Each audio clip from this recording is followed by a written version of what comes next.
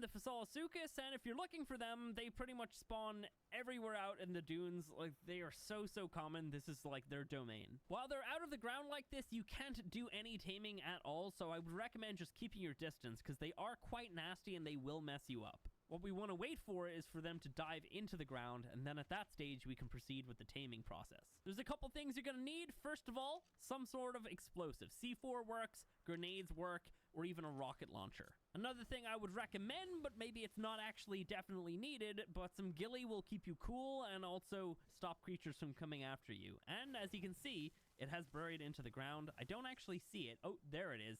That little mound of sand right there, that's it inside of the ground. So we want to approach with some caution here, and we just want to get ready with whatever kind of explosive that we have. I'm going to use C4 just because it's the most convenient, I think. So it's a level 15. We're going to pop that down right beside it and explode, blasting it out of the ground. And at this stage, we can mount onto it. Now, what we need to do is we need to steer it into either some rocks, some sand, or some bones. Anything like that will inflict torpor on it. As you can see, that green bar is my control over this creature. If that green bar reaches 0, we're going to get dismounted and it's probably going to mess me up. And of course, the purple bar is its torpidity, so we're pretty much just trying to knock it out by slamming its face into these structures. Obviously, we're going to run out of these things, so we're going to need to make a run for another area pretty soon.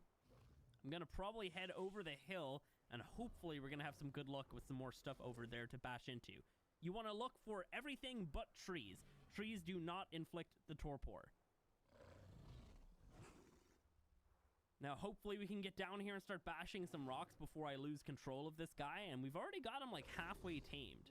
There's another one over there, in fact. Here we go. Let's aim for this rock. Now, what you definitely want to avoid hitting is cliffs. If you hit into a cliff, you will more than likely get dismounted. I've noticed that, like, if the creature stops in any way, structures as well, like even ruins, anything like that, if the creature stops in any way, it will dismount you. And it's probably because it thinks that it's just stuck or whatever, and it just doesn't like that. But as you can see, we're making some pretty good progress here. Hopefully it can continue. And I have like minimal control here. I'm really not actually steering it a whole lot right now. And oh, that was risky. I didn't actually do that. He's kind of doing his own thing for the most part. We've almost got him out.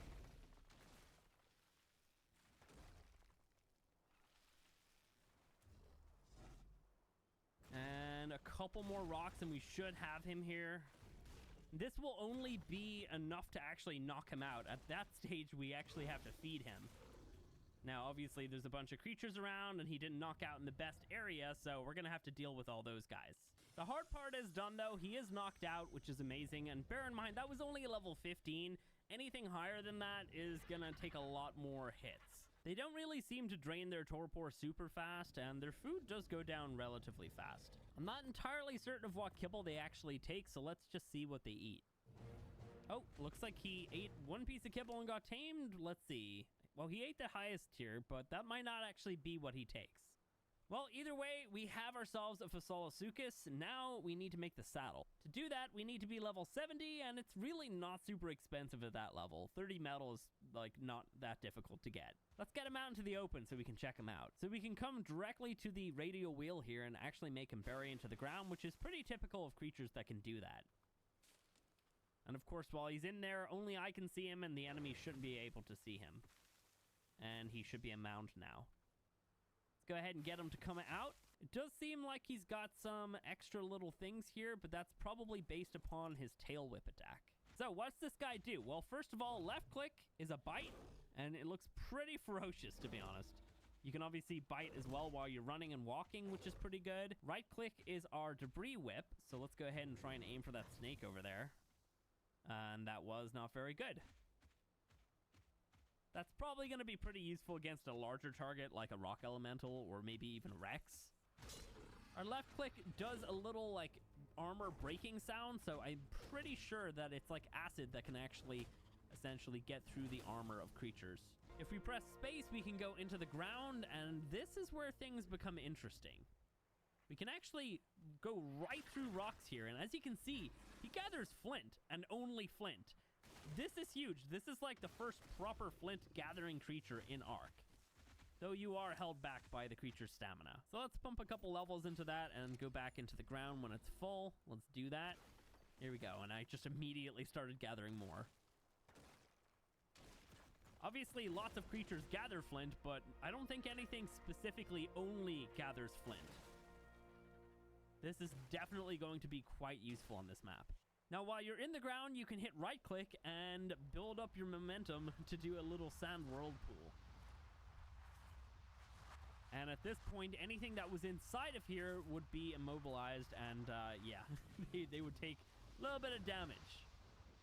Let's try that out on some stuff over here. Maybe a scorpion or something. Gonna just give him infinite stats so we don't have to worry about his stamina all the time, and let's just like fly around here a little bit. So I'm pretty sure that if we went downhill, we'll actually increase our speed. Yeah, let's try that. I'm gonna try that fresh. Yeah, we're going a lot faster there. Then I think just in general, we're actually gaining speed anyway. You can see right up in the top right-hand corner, we have like a little foot symbol, which obviously means speed boost.